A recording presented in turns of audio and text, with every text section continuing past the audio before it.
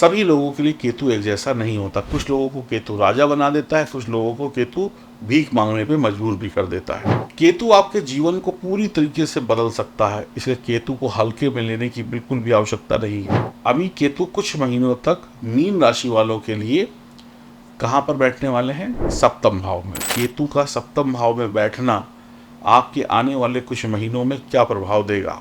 शादी हो, वैवाहिक जीवन हो, मैरिज हो, जो भी आप कहें हिंदी अंग्रेजी में, आपके जीवन साथी के साथ पति पत्नी की आपस में अनबन रहेगी। अगर मीन राशि वालों आपको शांतिपूर्ण जीवन जीना है तो अभी से वीडियो को देखते ही पूरे 2024 में ये उपाय करिएगा और 2025 में भी करिएगा। केतु के रोड मैप को अगर आपने समझ लिया तो मंजिलें आपको जल्द मिल जाएंगी, और केतु को नहीं समझे तो रोड पर आ जाएंगे, यानी सड़क पर आ जाएंगे। केतु के पास सर नहीं है, इसलिए वो रहस्यमयी है।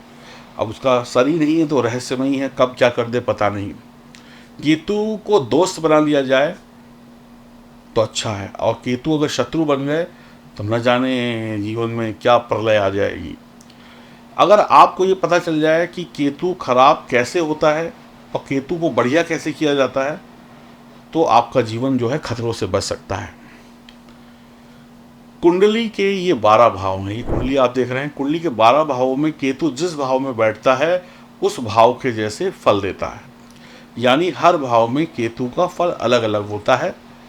सभी लोगों के लिए केतु एक जैसा नहीं होता। कुछ लोगों को केतु राजा बना देता है, कुछ लोगों को केतु भीख मांगने पे मजबूर भी कर देता है। कुछ लोगों को केतु अध्यात्म की तरफ लेके जाता है, यानी कि अध्यात्म स्पिरिचुअल बंदा बना देगा, संत साधु जिसके सामने दुनिया नमस्कार करेगी।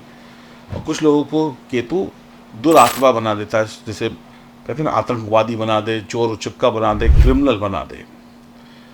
कुछ लोगों को केतु ईश्वर के मार्ग पर ले जाता है, कुछ लोगों को केतु मृत्यु के मार्ग पर लेके जाता है। वहीं केतु चोर भी बनाता है, वहीं केतु पुलिस इंस्पेक्टर भी बनाता है। तो आप जान सकते हैं पुलिस इंस्पेक्टर और चोर में कितना फर्क होता है। केतु आपके जीवन को पूरी तरीके से बदल सकता है, इसलिए केतु को हल्के में लेने की बिल्कुल भी आवश्यकता नहीं है। आप अपने केतु को समझ लेते हैं तो आपका जीवन बढ़िया हो जाता है। केतु से संबंधित उपाय कर लेते हैं तो और भी बढ़िया हो जाता है। अभी केतु कुछ महीनों तक मीन राशि वालों के लिए कहाँ पर बैठने वाले हैं? सप्तम भाव में। मेरा नाम है एस्ट्रोलॉजर सचिन पंडित और मैं आपके लिए लेकर आया हूँ, यानी मीन राशि वालों को लेकर आया हूँ कि केतु का सप्तम भाव में बैठना आपके आने वाले कुछ महीनों में क्या प्रभाव देगा। यानी अब जो आप प्लानिंग कर रहे हैं ना भविष्य की, उसमें क्या प्रभाव होगा केतु का मीन राशि वालों। ये गोचर के आधार पर मैं आपको बता रहा हूँ। बाकी अगर आपकी जन्म कुंडली में केतु सप्तम में बैठे हैं तो फिर तो आपको ये वीडियो 100% सारी बातें सत्य होंगी। और जिनका केतु सप्तम भाव में जन्म कुंडली में नहीं बैठा है लेकिन गोचर में मीन राशि वालों को बैठा है, तो आपको भी ये 90% तक इफेक्ट करेगी मेरी बातें। इसको ध्यान से समझिएगा। आप मेरे चैनल पर नए हैं तो चैनल को सब्सक्राइब करिए, बेल आइकन के बटन को दबाइए, फेसबुक इंस्टाग्राम पर फॉलो करिए और ध्यान से जो बोल रहा हूँ उसे सुनिए, समझिए और लिखिए।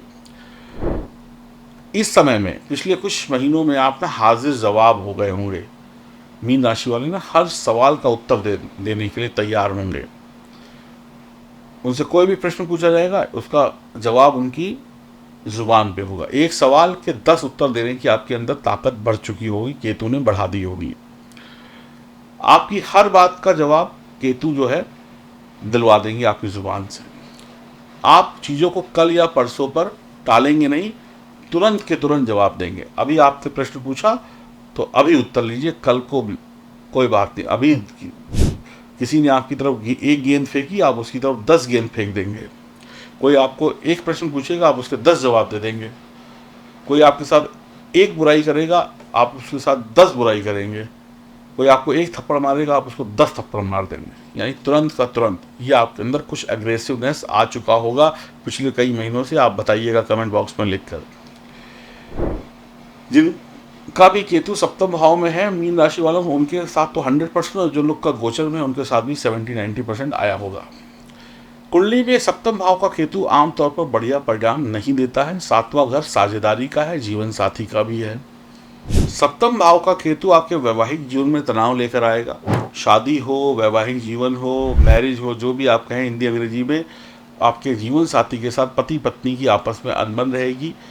जीवन साथी का व्यवहार अब बदल चुका होगा। पहले आप देखिए, आज से 1 साल पहले आपका जो पति देव थे या पत्नी थी, उनके व्यवहार में बड़ा अंतर आया होगा पिछले एक साल में।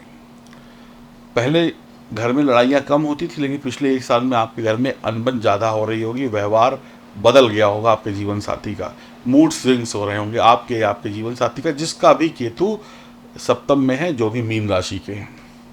शादीशुदा जीवन में सुख कम होना, पति पत्नी के स्वभाव में बदलाव आना, एक दूसरे के प्रति स्वभाव में बदलाव, रिश्तों में विश्वास की कमी या अन्य लोगों से संबंध बनना यानी चरित्र खराब होना, गलत रिश्तों में पड़ जाना, रिश्तों में अपमान होना, एक दूसरे को कुछ भी कह देना, एक स्तर होता है उससे नीचे जाकर बात करना, अपनी दोषपूर्ण भाषा यानी भाषा में गाली गलौज उल्टी सीधे शब्दों का प्रयोग करना, अपमानजनक शब्दों का प्रयोग करना, और इससे घर गृहस्थी का भी खराब होना, और यही भाषा बाहर बोलने से आपके कई शत्रु बन जाना, पुलिस कोर्ट कचहरी हो जाना या कोई नोटिस मिल जाना, ये सब भी आपके जीवन में चालू हो चुका होगा।